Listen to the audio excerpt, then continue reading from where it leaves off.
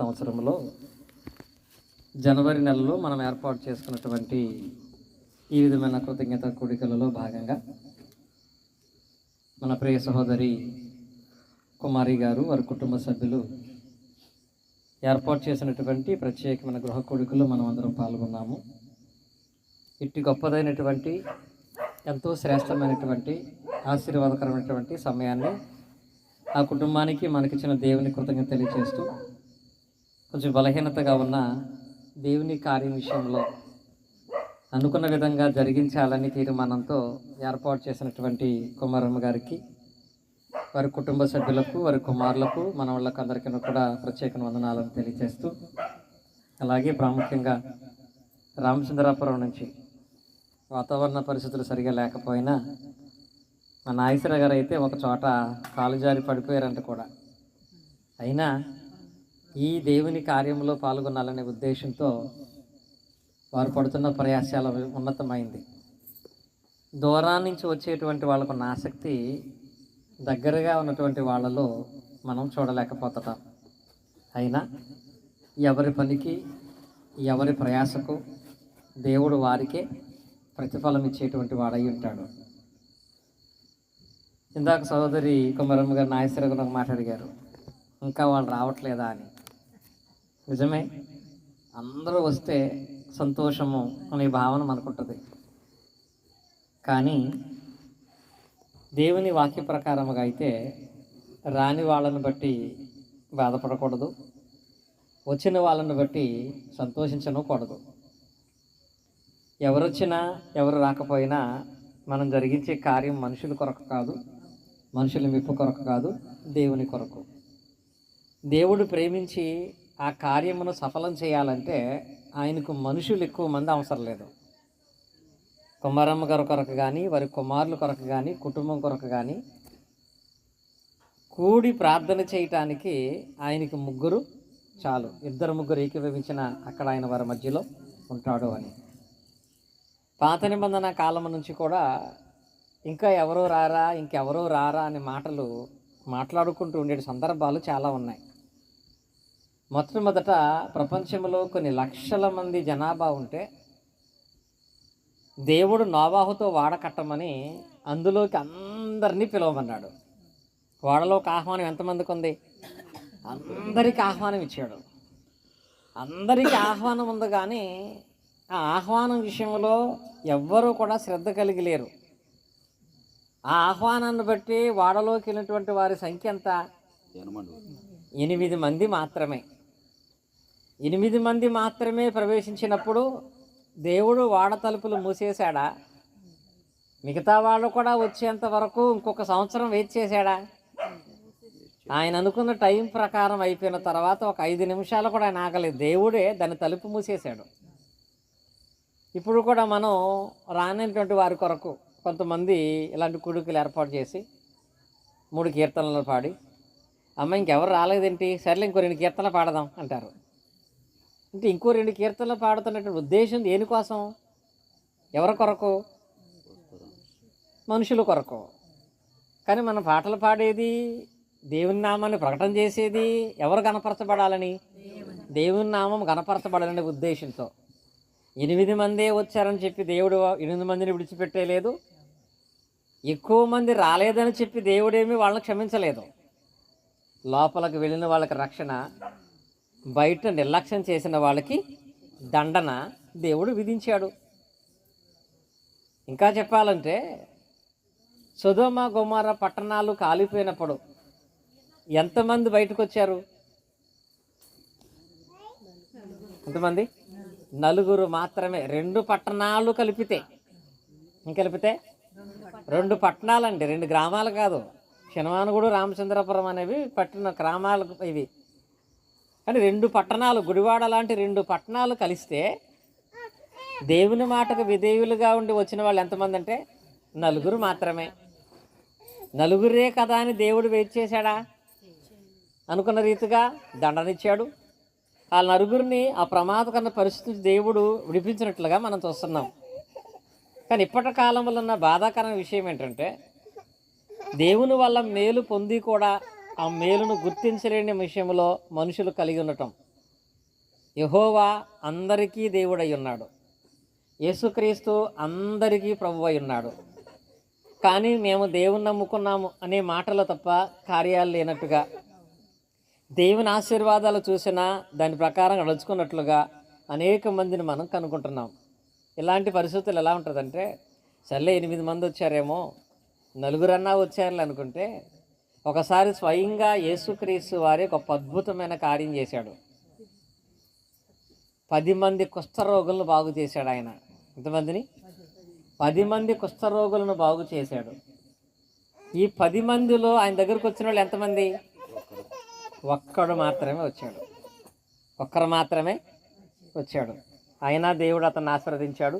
మిగతా వాళ్ళకి దేవుడు తగినటువంటి తీర్పును వాళ్ళకి ఖచ్చితంగా తీరుస్తాడు. సరే, ఈరోజు కనుక మనకు జరుగుతున్న ఈ గృహ కూడికలు అనేవి ప్రతి ఒక్కరూ కూడా దేవుని నామ ఘనత కొరకు జరిగిస్తున్నాం. ఏ కుటుంబం దగ్గర ఈ కూడిక జరుగుతుందో ఆ కుటుంబాన్ని దేవుడు తన చిత్త ప్రకారంగా అన్ని విషయాలు ఆశీర్వదిస్తాడు. అలా ఆశీర్వదించాలంటే ఒకటి, సమయపాలన మనం పాటిద్దాం.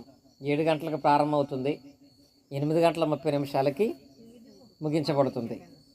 3 కీర్తనలు పాడుకుంటాం, వాక్యం చదువుకుంటాం, ప్రార్థన చేసుకుంటాం, దేవుని వాక్యాన్ని ధ్యానించుకుంటాం. ఇది మనం అందరము కూడా జరిగించుకుంటున్నప్పుడు ఎంతో ఫలితాన్ని, ప్రయోజనాన్ని మన జీవితంలో పొందగలుగుతాం. సరే, ఈరోజు ఈ కుటుంబం ద్వారా ఏర్పాటు చేసినటువంటి ఈ కూడికలో మనము జ్ఞాపకం చేసుకునే ధ్యానించినటువంటి వాక్య భాగం ఏమిటి అంటే, ప్రసంగి గ్రంథంలో సోదరులు రాజారామ గారు వాక్యపట్టణాన్ని చదివించారు.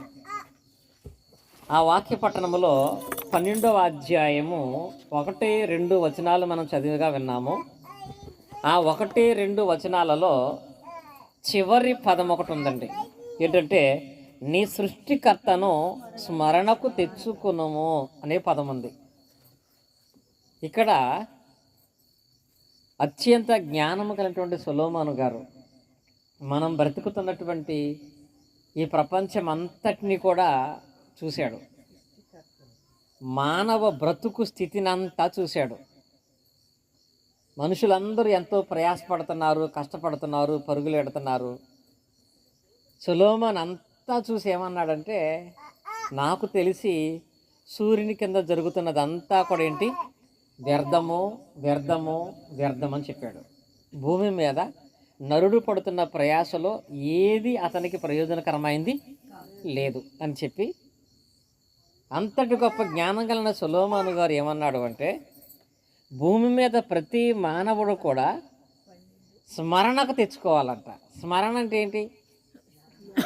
జ్ఞాపకము తెచ్చుకోవాలంట. ప్రతి ఒక్కరును కూడా జ్ఞాపకము చేసుకుంటూ స్మరించుకుంటూ ఉండాలి. స్మరించుకోవటం అంటే జ్ఞాపకం చేసుకోవటము, స్తుతించటము, గణపరచటము అనేది జరిగిస్తూ ఉండాలంట. ఎవరిని జ్ఞాపకం చేసుకోవాలి? సృష్టికర్త అన్నాడు అక్కడ. సృష్టికర్త అంటే సమస్తమును చేసినటువంటి దేవుడైన యెహోవాను జ్ఞాపకము చేసుకోవాలి. ఇది ఆయన చెప్పిన మాట. సృష్టికర్తను మీరు జ్ఞాపకం చేసుకోండి. సహజంగా మనుషుల విషయంలో ప్రతిసారి జ్ఞాపకం చేసుకుంటూ ఉంటారు. ఉదాహరణకి, నేను మన మీటింగ్కి వెళ్ళినప్పుడు నాగేశ్వర గారి దగ్గర పెన్ తీసుకుని రాసుకున్నాను. నేను 3 రోజులు అయింటుంది, 2 రోజులు అయింటుంది. పెన్ ఇచ్చాడు ఆయన. ఈరోజు ఉదయం నేను ఎక్కడ పెన్ వాడినా, పెన్ రాసినప్పుడు ఎలా గుర్తొస్తున్నారు నాకు? నాగేశ్వర గారు గుర్తు రావటమే. ఆయన ఇచ్చారు కదా, ఆ పెన్ చూసినప్పుడు నాగేశ్వర గారు గుర్తొస్తారు. ఒక ఆమెకి 4 కొడుకులంట. ఒక కొడుకు పాపం కళ్ళజోడేపించాడు. దానికి అందరూ చెప్పుకుంటుంది, నా కొడుకు కళ్ళజోడేపించాడు, నా కొడుకు కళ్ళజోడేపించాడని. అంటే ఎప్పుడు ఆ కొడుకు గుర్తొస్తాడు? కళ్ళజోడు ఇట్టుకున్నప్పుడల్లా నా కొడుకు వల్ల కళ్ళజోడు వచ్చిందని జ్ఞాపకం వస్తాడు. చిన్నపిల్లలకి సైకిల్ కొనిస్తారు వాళ్ళ తాత లేకపోతే వాళ్ళ అమ్మోళ్ళు. ఆ సైకిల్ పట్టును తిరుగుతున్నప్పుడల్లా మా తాతనో లేకపోతే మా మేనమామనో సైకిల్ కొనడానికి జ్ఞాపకం చేసుకుంటూ ఉంటారు. ఇలాగా మనుషులు చేసిన దాన్ని ప్రతిసారి జ్ఞాపకం చేసుకునే స్వభావం మనకుంది, మర్చిపోము ఎప్పుడు. కానీ మనుషులు చేసిన దాన్ని జ్ఞాపకం చేసుకున్న దానికంటే ఎక్కువగా దేని జ్ఞాపకం చేసుకోవాలి? దేవుడు చేసిన దాన్ని. కానీ దేవుని స్మరించుకోవటం అనేది మాత్రం మనిషికి ధ్యాసలో ఉండట్లేదు. ఇప్పుడు నాగేశ్వరరావు గారు పెన్ను ఇచ్చారు, ఆయన జ్ఞాపకం చేసుకుంటున్నా. కానీ ఆ పెన్నతో రాయగలిగే జ్ఞానం ఇచ్చింది ఎవరు? దేవుడు జ్ఞానం ఇవ్వకపోతే పెన్ను ఎందుకు నాకు? కొడుకు కళ్ళజోడు కొని ఇచ్చాడు, కళ్ళు ఇచ్చింది ఎవరు? దేవుడు. కళ్ళు లేనప్పుడు కళ్ళజోడు ఎందుకు? మీ తాత నీకు సైకిల్ కొనిచ్చాడు, కానీ సైకిల్ తొక్కాలంటే కాళ్ళు ఇచ్చింది ఎవరు? అవయవాలు ఇచ్చింది దేవుడు, దృష్టినిచ్చింది దేవుడు, జ్ఞానం ఇచ్చింది దేవుడు. మరి ఆయనను మనము ఎంతవరకు స్మరించుకుంటున్నాము, ఎన్నిసార్లు స్మరించుకుంటున్నాము అనేది ఆలోచించాలి. జ్ఞానగలిగిన సొలొమోను అంటున్నాడు, అసలు మీరు ఎక్కువగా స్మరించవలసిన నామం యెహోవా నామం, ఎక్కువగా జ్ఞాపకం చేసుకోవాల్సిన నామం యెహోవా నామం. ఎందుకంటే ఆయన సృష్టికర్త అయి ఉన్నాడు, అన్నీ ఆయనే చేశాడు.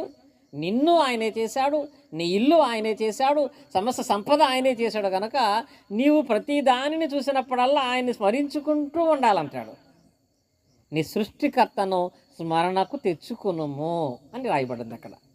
కానీ సృష్టికర్తను స్మరణకు తెచ్చుకోవటం అంటే ఎప్పుడు స్మరణకు తెచ్చుకోవాలనుకుంటారో తెలుసు చాలామంది దేవునిని జ్ఞాపకం చేసుకునే సందర్భాలు ఎప్పుడు అంటారంటే, ఎప్పుడో చివరి టైంలో ఎప్పుడో దేవుడు దేవుడు అనుకుంటే సరిపోద్ది, ఇప్పటి నుంచే దేవుడు దేవుడు అనుకోవాల్సిన అవసరం లేదంటారండి. ఈ పదం మనం వాడకూడదు, కానీ మీకు అర్థం అవటం కోసం వాడతాను నేను. ఒక అన్యులు ఉన్నటువంటి వాళ్ళు ఎవడైనా చనిపోయేటప్పుడు వాడొక పేరంటే ఆ పేరు అంటే చాలంట, చచ్చిపోయే ముందు స్వర్గం వెళ్ళిపోతాడంట. ఏ పేరు అది? రాజానికి చెప్పేశారా? ఏంటది? ఆ పేరంటే స్వర్గం వెళ్ళిపోతాడంట.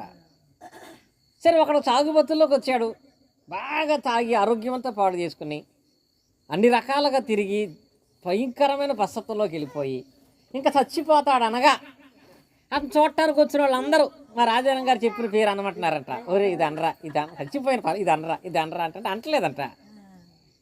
అప్పుడు మా నాగేశ్వరరావు లాంటి తెలివైన ఒక ఆయన వచ్చి ఇది అంటలేదు, కానీ సరే మొత్తం అనకపోయినా 2 అక్షరాలు అంటాడని చెప్పి ఇంటికి కట్టే నారంట, చూసారా? అది పట్టుకొచ్చి ఇదేంటి అన్నాడంట. అప్పుడన్నా ఆ 2 అక్షరాలంటే అది వెళ్ళిపోతాడేమో అని. ఈయనంట దాన్ని చూసి ఇది తాడు అన్నాడట. ఏమన్నాడు అంటే అది చూసి కూడా అనలేదండి 2 అక్షరాలు కూడా. అంటే లోక సంబంధంగా మనుషుల ఉద్దేశం ఏంటంటే చచ్చిపోయేటప్పుడు దేవుణ్ణి తలుసుకుంటే చాలు. ఎప్పుడు? చనిపోయేటప్పుడు దేవుణ్ణి తలుసుకుంటే చాలు, మనం పరలోకం వెళ్ళిపోతామని. చనిపోయేటప్పుడు మాత్రమే దేవుని దగ్గరికి వెళ్ళాలని. అందుకే చాలామంది వృద్ధాప్యంలోకి వచ్చిన తర్వాత పుణ్యక్షేత్రాలకు వెళ్ళేటువంటి ప్రయాణాలు చేస్తూ ఉంటారు. కానీ దేవుని వాక్య భయం చెబుతుందంటే, నీవు నీ సృష్టికర్తను స్మరణకు తెచ్చుకోవాల్సిన విషయాన్ని, సమయాన్ని ఎల్లప్పుడూ జ్ఞాపకం ఉంచుకోవాలి. బైబిల్లో లూకాసు వార్త 16వ అధ్యాయంలో మనం చూసినట్లయితే 24వ వచనంలో మనందరికీ తెలుసు, ఇక్కడ ఒక ధనవంతుడు సృష్టికర్తను ఎప్పుడు జ్ఞాపకం చేసుకున్నాడో తెలుసా? తండ్రివైన అబ్రహామా, నా యందు కనికరపడి. ఇక్కడ చూడండి, ఇక్కడ అబ్రహామును పిలిచి నా యందు కనికరపడమని అబ్రహాము దేవుని యందు విశ్వాసం ఉంచాడు. ఈయన ఎప్పుడండి? చనిపోయి నరకంలో యాతన పడతా అప్పుడు అంటున్నాడండి, తండ్రివైన అబ్రహామా, నువ్వు నాకు తండ్రివి, నువ్వు నమ్మినటువంటి ఆయన నాకు దేవుడు, కనుక తండ్రివైన అబ్రహామా నా యందు కనికరించు. ఇప్పుడు వీడు ఇంకా దారుణం, చచ్చిపోయేటప్పుడు కాదని చచ్చిపోయిన తర్వాత దేవుణ్ణి స్మరించుకుంటున్నాడండి. చనిపోయిన తర్వాత దేవుని స్మరించుకున్నటువంటి ఆయనకి దేవుని కృప, దేవుని సహాయం దొరికిందా? అబ్రహాం అన్నాడు తెలుసా, నువ్వు బతుకున్నంత కాలం దేవుణ్ణి మర్చిపోయి లోకంలో ఉన్న ఆనందాన్ని అనుభవించే ప్రయత్నం చేశావు, దేవుణ్ణి ఎప్పుడు స్మరించుకోలేదు నువ్వు, అసలు సృష్టికర్త అనే విషయమే మర్చిపోయావు, నువ్వు అంతా నాదనుకున్నావు, ఇప్పుడు నువ్వు యాతన పడుతున్నావు. కాబట్టి ఈ పరిస్థితుల్లో ఎవరు నీకు సహాయం చేయరన్నాడండి. చనిపోయిన తర్వాత స్మరించే ప్రయత్నం చేసిన ప్రయోజనం లేదు. మరికొంతమంది దేవునిని ఎక్కువగా స్మరించేటువంటి జ్ఞాపకం చేసుకునే సందర్భాలు ఏంటో తెలుసా? తనకు శ్రమలు వచ్చినప్పుడు, బాధలు వచ్చినప్పుడు, కష్టాలు వచ్చినప్పుడు ఎక్కువగా స్మరిస్తూ ఉంటారండి. ఎక్కువ స్మరిస్తూ ఉంటారు. విపరీతమైన బాధ వచ్చినప్పుడు ఎప్పుడు దేవా దేవా దేవా అని ప్రార్థన చేసుకుంటూ, దేవుని స్మరిస్తూ, దేవుని జ్ఞాపకం చేసుకుంటూ ఉంటారండి. ఇలా బాధలలో ఉన్నప్పుడు దేవుణ్ణి జ్ఞాపకం చేసుకోవచ్చా, చేసుకోకూడదా? యాకోబు పత్రికలో ఉంటారు కదా, 5:13 ఏంటి?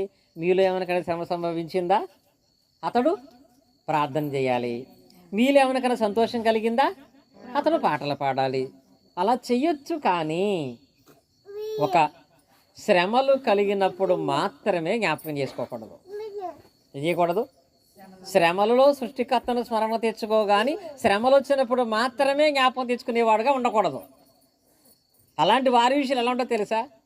సంతోషం కలిగినప్పుడేమో లోక సంబంధంగా జీవించి, లాభం కలిగినప్పుడేమో భౌతిక సంబంధమైన కోరికలు తీర్చుకొని, బాధ కలిగినప్పుడు మాత్రమే దేవుని దగ్గరికి రావటానికి, బాధలో, సమస్యలో, శోధనలో దేవుని స్మరించుకుని ఆలోచన చేసినటువంటి వారి విషయంలో సామెతల గ్రంథం చదువుతుండే ఒకసారి మనము సామెతల గ్రంథాన్ని మనం చూసినట్లయితే, అలాంటి సమయంలో జ్ఞాపకం చేసుకునే మనసు కలిగిన వారి విషయంలో ఆయన తెలియపరిచిన మాట, సామెతల గ్రంథము 1వ అధ్యాయము 25 నుండి 27 వచనాలు. ఎవరన్నా చదవండి. లైటింగ్ చెప్పిన బాధ ఏమియు మీకు వెనక త్రోసివేసితిరి, నేను గద్దెంపగా లోపడకపోతిరి. కాబట్టి మీకు అపాయం కలిగినప్పుడు నేను నవ్వేదను, మీకు భయం వచ్చినప్పుడు నేను అపహాస్యం చేసేదను. భయము మీ మీదకి తుఫాను వలె వచ్చినప్పుడు, సుడిగాలి వచ్చినట్లు మీకు అపాయము కలిగినప్పుడు, మీకు కష్టమును దుఃఖమును ప్రాప్తించినప్పుడు నేను అపహాస్యము చేసేదను. అప్పుడు వారు నన్ను గూర్చి మొరపెట్టెదరు గాని నేను ప్రత్యుత్తరం ఇయ్యను. ఇప్పుడు ఇక్కడ శ్రమలో ఉండగా దేవునికి ప్రార్థన చెయ్యొచ్చు అని అన్నారు కదా. ఇక్కడ శ్రమలో ఉండగా నాకు ప్రార్థన చేస్తే నేను సమాధానం ఇవ్వను అన్నాడు దేవుడు. ఎందుకని? వీళ్ళు శ్రమలో ప్రార్థన చేస్తున్నారా? శ్రమలో మాత్రమే ప్రార్థన చేస్తారు. శ్రమలో మాత్రమే. ఎక్కడెక్కడ నేను పిలవగా మీరు వినలేదు, నేను గద్దించి హెచ్చరించినప్పుడు మీరు లోబడలేదు, గృహకూడికలు పెట్టినప్పుడు రాలేదు, ఆదివారం ప్రార్థనకి మీరు రాలేదు, దేవుని వాక్య ప్రకారంగా మీ విశ్వాసం కలిగి నడుచుకోలేదు, నేను పిలవగా మీరు వినలేదు కనుక. ఎందుకంటే అప్పుడు మీరు చాలా హ్యాపీగా ఉన్నారు, సంతోషంగా ఉన్నారు, ఆరోగ్యంగా ఉన్నారు, అన్నీ కలిగి ఉన్నారు కనుక నా పని లేదనుకున్నారు. ఎప్పుడైతే నాతో నీకు పని లేదని నన్ను పక్కన పెట్టారో, నా నామాన్ని విడిచిపెట్టారో, అప్పుడు నేను మౌనంగానే ఉన్నాను. ఇప్పుడు అవన్నీ పోయినాయి. ఎవరికి అవి శాశ్వతం కాదు కదా. ఇప్పుడు అవన్నీ కోల్పోయినప్పుడు వాళ్ళు వచ్చంట దేవునికి మొరపెడుతూ, దేవుని విజ్ఞాపన చేస్తూ, దేవునికి ప్రార్థన చేస్తూ, దేవుని వెతుకుతూ ఉన్నారంట. అప్పుడు అంటున్నాడు, నేను పిలువగా మీరు వినలేదు గనక, నేను చేయి చాపగా మీరు లక్ష్య పెట్టలేదు కనుక మీరు నాకు మొర పెడతారు, కానీ నేను నీకేం చేయను, ప్రత్యుత్తరం ఇవ్వను. అంటే దీని అర్థం ఏంటి? మరణమైన తర్వాత మాత్రమే స్మరించుకుంటే ప్రయోజనం లేదు. శ్రమలో ఉన్నప్పుడు మాత్రమే, బాధలో ఉన్నప్పుడు మాత్రమే, కష్టంలో ఉన్నప్పుడు మాత్రమే దేవుడా అని మీరు జ్ఞాపకం చేసుకునే మందిరానికి వెళితే ప్రయోజనం లేదు. ఇంకా మరికొంతమంది ఇదే ప్రసంగి గ్రంథములో ప్రసంగి గారు జ్ఞాపకం చేసేటువంటి విధానంలో మనం చూసినట్లయితే 12వ అధ్యాయము 5వ వచనం చూడండి. ప్రసంగి గ్రంథం 12వ అధ్యాయం 5వ వచనం. ఎత్తు చోటులకు భయపడదు, మార్గముల యందు భయంకరమైనవి కనబడును, బాదం వృక్షము పువ్వులు పోయును. చూడండి, ఇక్కడ 6వ వచనం చదువుకుందాం. వెండి త్రాడు విడిపోవును, బంగారు గిన్నె పగిలిపోవును, నార యొద్ద కొండ పగిలిపోవును, బావి యొద్ద చక్రము పడిపోవును, మన్నుని నిరుకుటవలే మరలా భూమికి చేరును.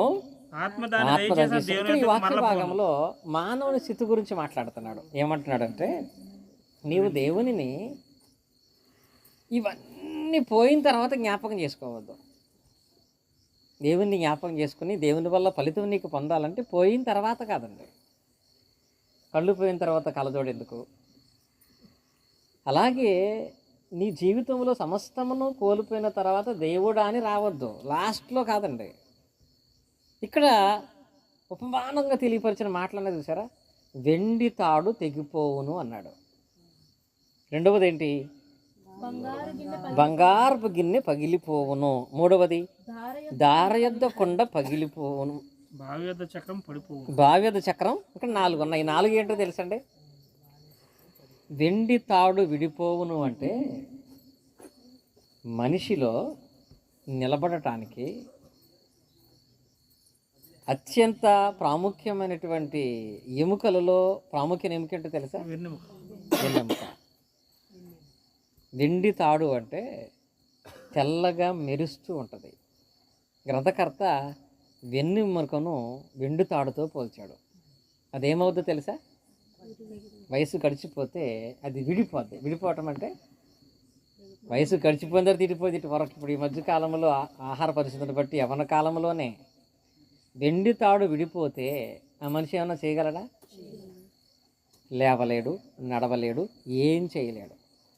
కానీ అది బలంగా ఉన్నంతకాలం అందరినీ నేనే మోసేస్తాను, అన్నీ నేనే చేసేస్తాను, నాకు ఎదురు లేదంటాడు. ఇదొక్కటి విడిపోతే అతని బ్రతుకు ఎంత దయానికంగా, ఎంత బాధాకరంగా ఉంటుందో తెలుసా? ఒకడు లేవనెత్తాలి, ఒక పండుకోబెట్టాలి, ఒకడు నడిపించాలి. ఆ దుస్థితిలో అందరినీ నేనే చూస్తాను అనుకున్న నిన్ను ఎవరు చూస్తారు? సొలొమోను అంటున్నాడు, ప్రతి మనిషి తన వెన్నెముక బలం చూసుకుని నడుస్తున్నాడేమో, అది విడిపోద్ది. ఏమవుద్ది? వెండి తాడు విడిపోవును. రెండవది ఏంటో తెలుసా? బంగారపు గిన్నె. బంగారపు గిన్నె ఏంటో తెలుసండి? మనిషి యొక్క మెదడండి. ఇదేంటో తెలుసా? ఇది గిన్నె. ఇదేమవుద్ది? ఈ మెదడు కూడా ఏమవుద్ది? ఎప్పుడు అలాగే అంత షార్ప్గా అంత తెలివిగానే ఉంటాం మనం? ఉంటామండి? వయసు గడిచే కొలది నీ జ్ఞాపక శక్తి ఉండదు. చివరికి బంగారపు గిన్నె పగిలిపోద్ది. దార యొద్ద కొండ అంటాడండి. కొండ ఏంటో తెలుసా? మన దేహంలో నిజంగా మనం మెదడు అనేది గిన్నెలా అని ఉంటుంది, బార్లిచ్చి.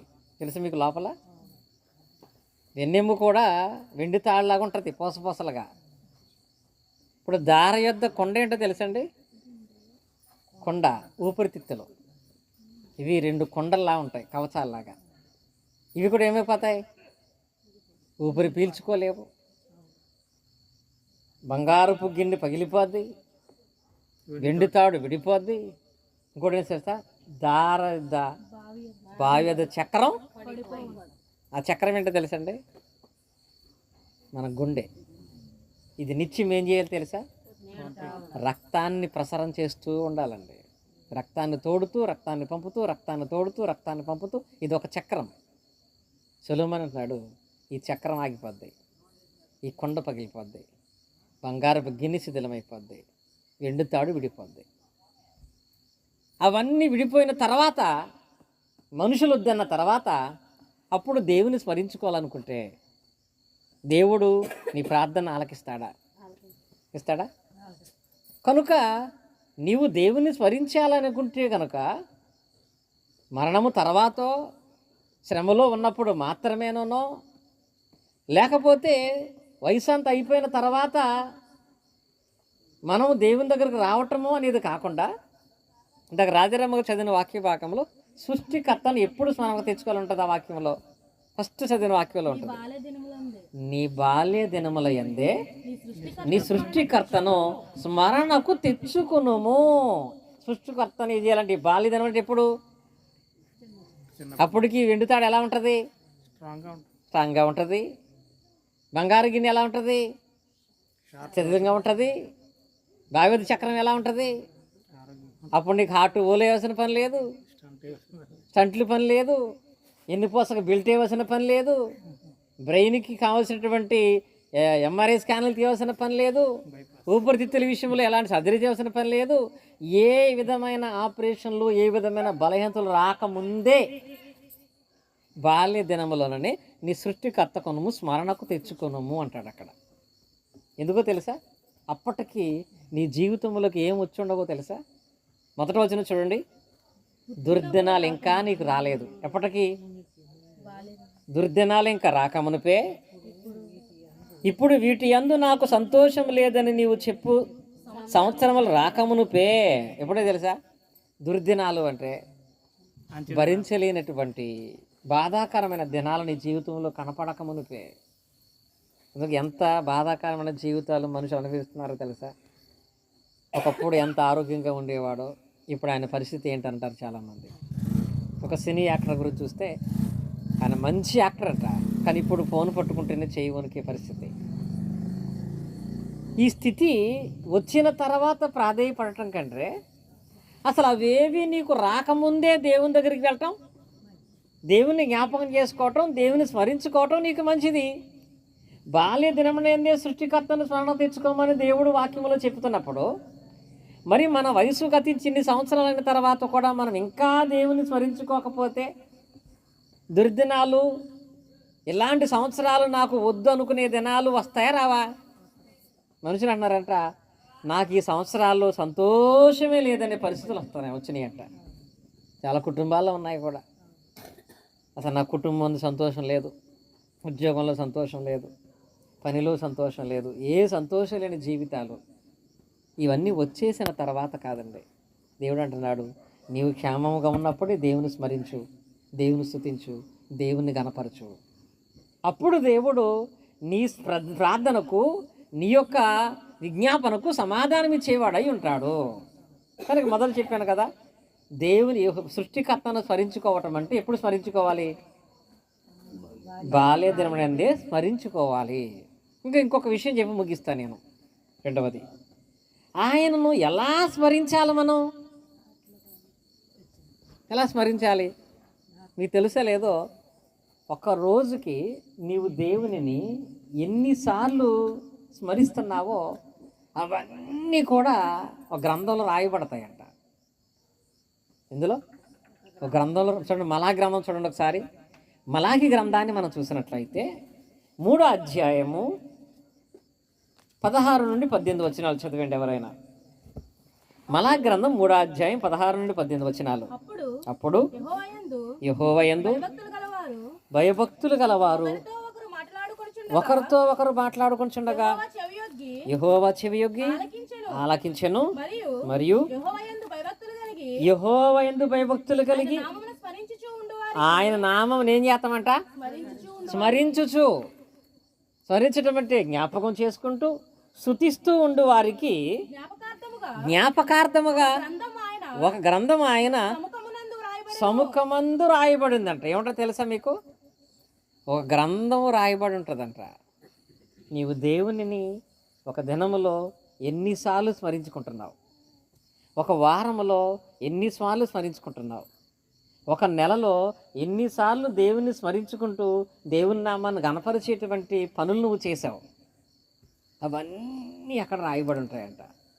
దేవుని స్మరిస్తూ నీవు చేసిన కార్యాలు ఏమిటో అవన్నీ రాయబడి ఉంటాయంట. అలా రాయబడి ఉండేటువంటి ఆ క్రమాలలో 2024 ఒకసారి జ్ఞాపకం చేసుకోనండి. మనం ఎన్నిసార్లు దేవుని స్మరించుకుని ఉంటాం? దేవుడు మనకు చేసిన కార్యాలను బట్టి దేవుని ఎన్నిసార్లు కృతజ్ఞతలు తెలియపరుచుంటాం? ఎన్నిసార్లు కృతజ్ఞత కూడికల ద్వారా దేవుని గణపరుచుంటాం? ఈరోజు ఇక్కడ జరుగుతున్న ప్రార్థన మరొక నెలకి మనం మర్చిపోతామేమో, కానీ ఎక్కడ రాయబడి ఉంటుంది? దేవుడు తన గ్రంథమందు వ్రాసి ఉంచుతాడంట. తన యందు భయభక్తులు గలవారు ఆయన స్మరించుటను బట్టి ఆయన సముఖమందు ఒక గ్రంథం అనేది ఎప్పుడూ కూడా వ్రాయబడి ఉంటుంది. దేవుని నామ స్మరణ మనకి శ్రేష్టమైనటువంటి ఆశీర్వాదాన్ని ఇవ్వగలుగుతుంది. స్మరించుకుంటూ ఉండాలి. స్మరించుకుంటూ వారి పేర్లు రాయబడతాయి. కానీ దేవుని నామాన్ని ఎలా స్మరించాలి? ఇది ఒక ప్రాముఖ్యమైనది. స్మరించటం మంచిదే, కానీ దేవుని నామాన్ని స్మరించటంలో ఒక ప్రత్యేకత ఉంది. నిర్గమాకాండం మనం చూసినట్లయితే 20వ అధ్యాయము 7వ వచనం చూడండి. నిర్గమాకాండం 20వ అధ్యాయం 7వ వచనం. నీ దేవుడైన యెహోవా నామముగా వ్యర్థముగా ఉచ్చరింపకూడదు. మలాకి గ్రంథాలు ఏమనుకున్నాం? దేవుని భయభక్తులు కలిగి ఆయన నామమును స్మరించుతూ ఉండాలి. నిర్గమాకాండలు ఏమన్నాడు? ఆయన నామాన్ని వ్యర్థంగా ఉచ్చరింపకూడదు. మళ్ళీ స్మరించాలి, వ్యర్థంగా ఉచ్చరించకూడదు. అని అర్థం ఏంటి? వ్యర్థముగా ఉచ్చరించడం అంటే దేవుని నామ స్మరణ చేయటం అంటే, చాలామంది ఒక పదం వాడతారు, మనస వాచ కర్మ అంట. చూసారా? అంటే ఏంటి? నీ హృదయముతోనూ, నీ దృష్టితోనూ, నీ పనితోనూ దేవుని స్తుతించాలి. దేవుని నామ జ్ఞాపకం చేసుకుంటున్నావంటే ఈ 3 కలవాలండి. నీ హృదయం దేవుని నామం మీద ఉండాలి, నీ దృష్టి దేవుని వైపు ఉండాలి, నువ్వు చేసిన ఆ పని కూడా ఏమై ఉండాలి, దేవుని స్తుతించేలా అయి ఉండాలి. ఒక ఆవిడ కాల్లో బండ మీద పెట్టి బట్టలు ఉతుకుతా ఏసయ్యా ఏసయ్యా ఏసయ్యా అని కొడుతుంది. ఏం చేస్తున్నామే? దేవుని నామాన్ని స్మరిస్తున్నాను అనుకుంటుందండి. కానీ అక్కడ కర్మ అది కాదు, వాచ అది కాదు, నోరు మాత్రం యేసయ్యను స్తుతిస్తుంది. అది దేవుని నామాన్ని వ్యర్థంగా ఉచ్చరించటం. పరిశుద్ధ గ్రంథంలో దానియేలు దేవుని నామాన్ని స్మరించాలంటే ఏం చేసేవాడో తెలుసా? ఏం చేసేవాడు? తన ఇంటి పైకి వెళ్ళి కిటికీ తలుపు యెరూషలేము తట్టు తీసి అప్పుడు దేవుని నామాన్ని స్మరించేవాడు. రోజుకి 3 సార్లు దేవుని నామాన్ని స్మరించడానికి ఒక ప్రత్యేకమైనటువంటి పద్ధతి మనం ఏర్పాటు చేసుకోవాలండి. వ్యర్థముగా ఉచ్చరించినది పాపమే. ఇప్పుడు ఈరోజు సంగముగా వచ్చి దేవుని నామాన్ని స్తుతించాలంటే కుమారమ్మ గారు ఏం చేయాల్సి వచ్చింది? లైట్లు పెట్టి, చైర్లు వేసి, కుటుంబ కూడికి ఏర్పాటు చేసి, మా దగ్గర కూడికి పెట్టమని ఆహ్వానించి ఎంత చేస్తే అప్పుడు ఇక్కడ దేవుని నామం కనపరచబడుతుంది. ఇలా కాదులే, ఎవరి పనాలు చేసుకుంటా ఉండండి, నా కోసం ప్రార్థన చేయండి అంటే దేవుని నామమును స్మరించడం మంచిదే కానీ వ్యర్థంగా స్మరించకుండా జాగ్రత్త పడాలి. ఊత పదాలు ఎప్పుడు వాడకూడదండి. కూర్చొని లెగిస్తా తండ్రి ప్రభు అంటారు ఒక ఆమె. కూర్చొని లెగిసేటప్పుడు, నీ సొంత కార్యాలు చేస్తున్నప్పుడు దేవుని నామం ఎప్పుడూ వాడకూడదు. దేవుని నామం వాడుతున్నావంటే 3 కలవాలి అక్కడ. ఏంటవి? మనసు, దృష్టి, పని 3 ఉండాలి అక్కడ. ఆ 3 ఉండగలుగుతాయంటేనే ఆయన నామం ఉచ్చరించి తప్ప నామకార్థంగా ఆయన నామాన్ని ఎప్పుడు ఉచ్చరించే ప్రయత్నం అనేది చేయకూడదు. అందులో ఇంకొకటి, ఆయన నామాన్ని మనము స్మరించాలి, ఆయన నామాన్ని వ్యర్థంగా ఉచ్చరింపకూడదు. ఇంకొకటి, ఎప్పుడూ కూడా ఆయన నామాన్ని నిర్లక్ష్యం చేయకూడదు కూడా. ఇది ఇంకా ప్రమాదం. నిర్లక్ష్యం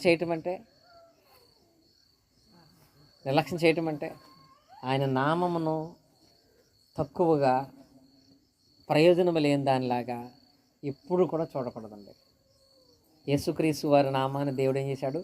అన్ని నామముల కంటే పై నామం ఆయనకి ఇవ్వబడింది. తండ్రి అయిన దేవుడు ఎలాంటి వాడో తెలుసా? మహోన్నతుడు, మహాగణుడు. ఆయనకంటే గొప్పవాడైన దేవుడు లేడు. క్రీస్తు కంటే గొప్ప నామం లోకంలో లేదు. అలాంటి గొప్ప నామాన్ని ఎప్పుడు కూడా తక్కువగా చూడకూడదండి. ఈ రోజుల్లో చాలామంది చాలా తక్కువ చేసి దాని గురించి మాట్లాడతారు.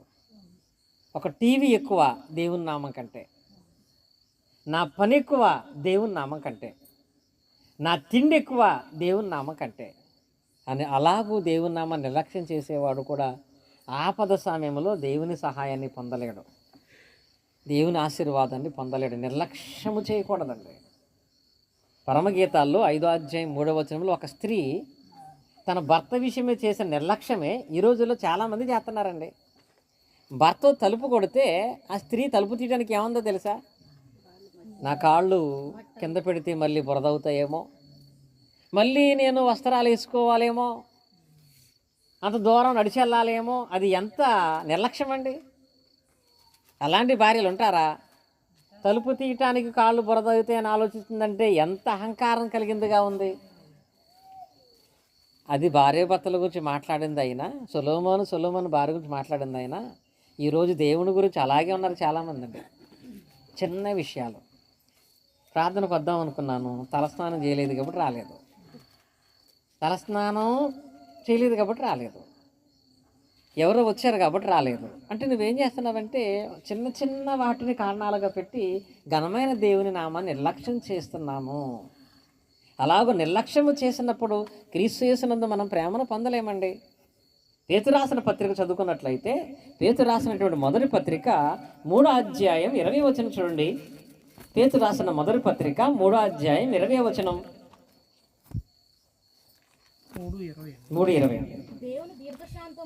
దేవుని దీర్ఘశాంతము ఇంకా కనిపెట్టుచుండినప్పుడు పూర్వము నోవాహు దినాలలో వాడు సిద్ధపరచుండగా అవిధేయులైన వారి యొద్దకు అనగా చెరలో ఉన్న ఆత్మ యొద్దకు ఆయన అనగా ఆయన ఆత్మరూపిగానే ఆత్మరూపిగానే వెళ్ళి ప్రకటించెను. వారికి ప్రకటించెను. ఆ ఓడలో కొందరు ఆ ఓడలో కొందరు అనగా 8 మంది నీటి ద్వారా రక్షణ పొందిరి. ఈ వాక్య భాగములో దేవుడు నోవాహుతో 2 పనులు చెబుతున్నాడు ఒకేసారి. ఒకటి వాడ కట్టిస్తున్నాడు, 2 అందరికీ కూడా ఆ రక్షణ సువార్తను ప్రకటన చేస్తున్నాడు నోవాహు గారు. అందరికీ చెప్పాడండి. కానీ ఒక్కళ్ళు కూడా లక్ష్యం చేయలేదు, ఒక్కళ్ళు కూడా వినలేదు. వాళ్ళు విన్నారా? ఒక్కళ్ళు కూడా ఆయన మాట వినలేదండి. చరిత్ర ప్రకారంగా సుమారు 120 సంవత్సరాలు చెప్పాడండి. ఇలాగ మన నాయసరి గారు అంటున్నారు, ఇక్కడ ఉన్న వాళ్ళకి కొంతమందికి వాక్యం ఎక్కువైపోయిందని. 120 సంవత్సరాలు చెబితే వాళ్ళు వినలేదండి, నిర్లక్ష్యం చేశారు. అలా నిర్లక్ష్యం చేసిన తర్వాత 8 మంది మాత్రమే వాడలోనికి వెళ్ళి నీటి ద్వారా రక్షణ పొందారు. అది నోవాహు దినాల్లో. దేవుడు అప్పుడు వాళ్ళ పట్ల దీర్ఘశాంతాన్ని కలిగి ఉన్నాడంట. అన్ని సంవత్సరాలు చెప్పనెత్తాడా నిజంగా? మనమైతే మన పిల్లలకు అంత అవకాశం ఇస్తామా? ఇప్పుడు మా దివ్య ఉంది, వాళ్ళ అమ్మాయి ఉంది, మిత్రపింద కదా, అమ్మాయి ఉంది. ఆ వయసులో చిన్నపిల్ల అయినా ఏదైనా చేసేటప్పుడు అది పడై అందనుకో, పడలేదనుకో, అది పడై 3 సార్లు చెప్పగానే 4సారి ఏం చేస్తుంది? అంటే చిన్నపిల్ల అయినా 3 సార్లు వినకపోతేనే కోపం వచ్చేది తల్లికి, తెలియని వయసు అయితే. మరి మనకెంత వయసు వచ్చినా తెలియనటువంటి వారముగా కాక తెలిసి కూడా నిర్లక్ష్యం చేసేవారుగా ఉంటే దీర్ఘశాంతం కలిగిన ఆయన తన యొక్క ఉగ్రతను వాళ్ళ మీద చూపించాడు. దాని గురించి పేతురు గారు ప్రస్తావిస్తూ, అప్పుడు దీర్ఘశాంతాన్ని దేవుడు కలిగి ఉన్న వాళ్ళు నిర్లక్ష్యం చేసి వారందరూ రక్షణ పొందలేదు. ఇప్పుడైతే తర్వాత వచనం చదవండి, 21వ వచనంలో, దానికి సాదృశ్యమైన బాప్తిసము ఇప్పుడు మిమ్మల్ని రక్షించుచున్నది. ఇప్పుడు మనం రక్షించేది ఏంటో తెలుసా? అప్పుడు నోవాహు కాలంలో జలప్రళయము ద్వారా వాడలో రక్షణ పొందారేమో, ఇప్పుడు దేవుడు దానికి సాదృశ్యంగా ఏం పెట్టాడో తెలుసా? బాప్తిసము. మీరు కూడా నోవాహు కాలంలో ప్రజలకు లాగా బాప్తిసం అనేది నిర్లక్ష్య పెడితే ఆ ప్రజలకు లాగానే మీరు దేవుని యొక్క ప్రేమను కోల్పోయే ఉగ్రతను చూస్తారు. అలా కాదు, నోవాహు కాలం నిర్లక్ష్య పెట్టినట్లుగా మేము నిర్లక్ష్యం చేయము దేవునిని. బాప్తిసం పొందినటువంటి వాళ్ళు బాప్తిసం పొందినవారుగా, బాప్తిసం పొందినవారు దేవుని నామాన్ని నిరంతరము వాక్య ప్రకారంగా స్మరించేవారుగా ఉండాలనేది దేవుని యొక్క ఉద్దేశం. అలా ఏ కుటుంబం అయితే, ఏ వ్యక్తి అయితే ఆయన నామాన్ని స్మరించుకుంటూ ఉండేటువంటి వాళ్ళగా ఉంటారో అలాంటి కుటుంబానికి దేవుడిచ్చే ఆశీర్వాదాలు ఎలా ఉంటాయో తెలుసా? చివరిగా ఆ వచనం చదువుకొని ముగించుకుందాం మనం. ఎవరైతే సృష్టికర్త అయినటువంటి యెహోవా నామాన్ని స్మరించుకుంటూ, ఎవరైతే దేవుని యందు భయభక్తులు కలిగిన వారుగా బాప్తిసం పొంది దేవుని నిరంతరమును కూడా స్మరించుకుంటూ స్తుతిస్తూ ఉంటారో వాళ్ళ విషయంలో దేవుడు చేసే కార్యములు ఎలా ఉంటాయనగా, కీర్తనల గ్రంథం చదువుకుందాం మనం. కీర్తనల గ్రంథములో 34వ అధ్యాయము, కీర్తనల గ్రంథము 34వ అధ్యాయము 8వ వచనం. యెహోవా ఉత్తముడని రుచి చూసి తెలుసుకుని ఆయన ఆశ్రయించినాడు ధన్యుడు. ఎవరు ధన్యులంట? యెహోవా ఉత్తముడని. ఉత్తముడంటే గొప్పవాడు. ఎవరికంటే గొప్పవాడు? అందరికంటే గొప్పవాడని ఆయన రుచి చూసి మీరు తెలుసుకోండి, ఆయన ఆశ్రయించండి. ఆయన ఆశ్రయించిన నరులు ధన్యులు. యెహోవా భక్తులారా, ఆయన యందు భయభక్తులుంచుడి. ఆయన యందు భయభక్తులుంచు వారికి ఏమీ భయభక్తులు ఉంచడం అంటే ఆయన నామాన్ని స్మరించటం. ఎవరైతే యెహోవా నామాన్ని స్మరిస్తూ ఆయన యందు భయభక్తులు కలిగినటువంటి వారుగా ఉంటారో వాళ్ళకి దేవుడు ఏ కొదువు లేకుండా చేస్తాడు. ఆయన నామాన్ని నిర్లక్ష్య పెట్టి ఆయన నామాన్ని వ్యర్థంగా అపహాస్యం చేసేటువంటి వాళ్ళకి ఎవరైనా ఉన్నట్లయితే వారు ఏదైతే రాకూడదు అనుకుంటారో అవి వారి జీవితాల్లో చూస్తారు. దుర్దినాలు చూసే పరిస్థితి ఉంటుంది, సంతోషంగా లేని దినాలు వచ్చే పరిస్థితి ఉంటుంది. అది మనకు రాకూడదని దేవుడు అంటున్నాడు, నీ బాల్యములుగా ఉండగానే సృష్టికర్తను స్మరించుకో. సృష్టికర్త మాటల ప్రకారంగా బాప్తిసం పొందు. సృష్టికర్త మాటల ప్రకారంగా దేవుని నామాన్ని కనపరచు. అప్పుడు ఆయన తన యందు భయభక్తులు కలిగిన వారికి ఏం చేస్తాడంట? ఏ మేలు కొదువు లేకుండా దేవుడు తీరుస్తాడు. అలాంటి శ్రేష్టమైన మేలులు ఈ కుటుంబానికి, శిరోచన మనందరికీ దేవుడు కలుగు చేయనట్లుగా మనం కూడా ఏ నామం మర్చిపోకూడదు? దేవుని నామమును, యెహోవా నామమును మర్చిపోకుండా స్మరించటానికి ఏ 3 కలుపుకోవాలి మనం? మనస్సుని, నీ దృష్టిని, నీ పనిని కలిపి దేవుణ్ణి జ్ఞాపకం చేసుకో. దేవునికి విలువనియ్యి. అన్ని స్థలాల్లో దేవుడు మనకి విలువను కలగ చేస్తాడు. శ్రేష్టమైనటువంటి మరిన్ని ఆశీర్వాదాలు మన జీవితంలో పొందగలుగుతాము. దేవుడి మాటలు మనందరి హృదయాలలో ఫలింపచేయునుగాక. ఆమేన్. ఆసక్తిగా మీ అందరికీ కూడా క్రీస్తు నామమున హృదయపూర్వక వందనాలను తెలియజేస్తున్నానండి.